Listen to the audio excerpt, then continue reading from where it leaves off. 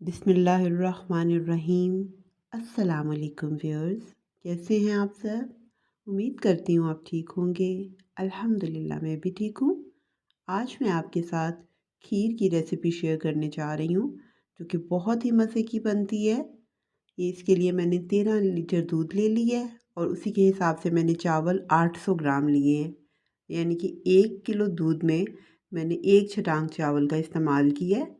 यानी कि 4 लीटर अगर दूध होगा तो उसमें 1 पाव चावल डलेंगे और उसी के हिसाब से मेरे तकरीबन 12 लीटर में 750 ग्राम चावल बन रहे थे। तो मैंने थोड़े से ज़्यादा था, तो मैंने 800 ग्राम जो है वो चावल ले लिए और उनको भिगो के रख दिया हुआ था। अब जब वो मैंने उसको मिक्स कर दिया चावलों को, और जब तक बॉयल नहीं आना मैंने इसकी आंच तेज़ रखी और फिर उसकी बहुत मीडियम टू लो फ्लेम पे करके उसको रख दिया। अब 4 से 5 घेरे मीडियम टू लो फ्लेम पे ये पक पक के तो इस कंडीशन में हो गई है।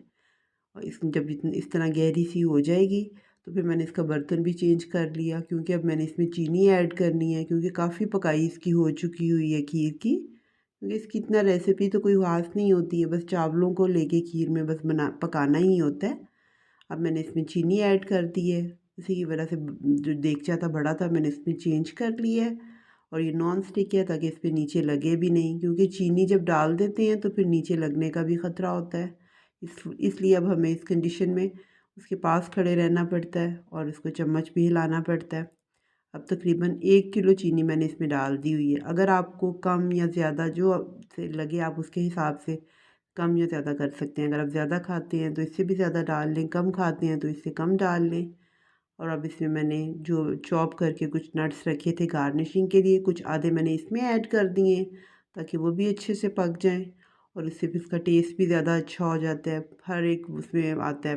और साथ ही इसमें मैंने ग्रीन कार्डेमम का पाउडर भी डाल दिया है और इससे टेस्ट बहुत अच्छा हो जाता है खीर का। जितना भी आप बादाम और नट्स वगैरह डालेंगे आपको पता है वो फिर उसका टेस्ट ज़्यादा अच्छा हो जाएगा और खाने में मज़ा आता है। और पक पक के इतनी ये वो हो गई है, मतलब रबड़ी की टाइप की बन जाती है, बहुत अच्छी, कि बिल्कुल बाज़ार की खीर भी इससे अच्छी, मतलब वो भी उसका भी इतना टेस्ट नहीं आता जो हम घर पे बना लेते हैं, इतनी अच्छी बन जाती है।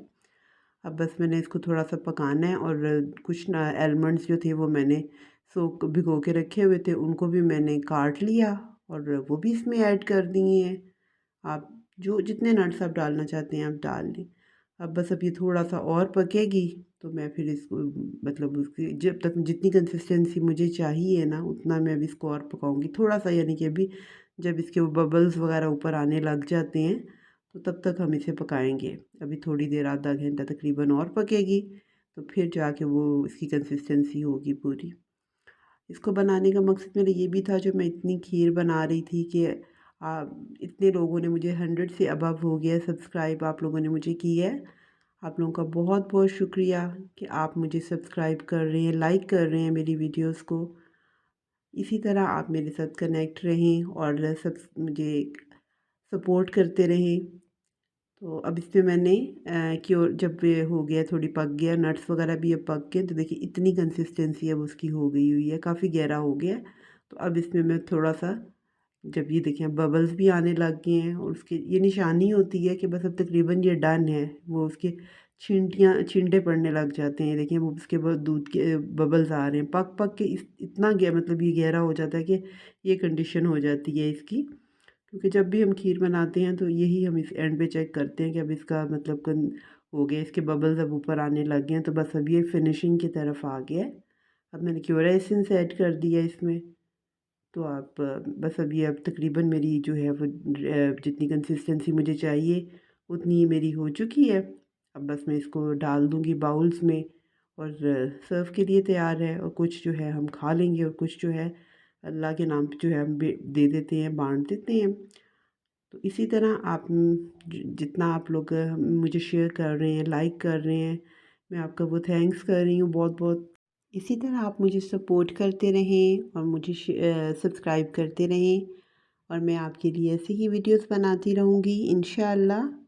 अल्लाह हम सबको अपनी हिफ्ज़ व अमान में रखे, अपनी रहमतें नाज़िल फ़रमाए, हमें हर मुश्किल से बचा के रखे। अल्लाह हाफ़िज़।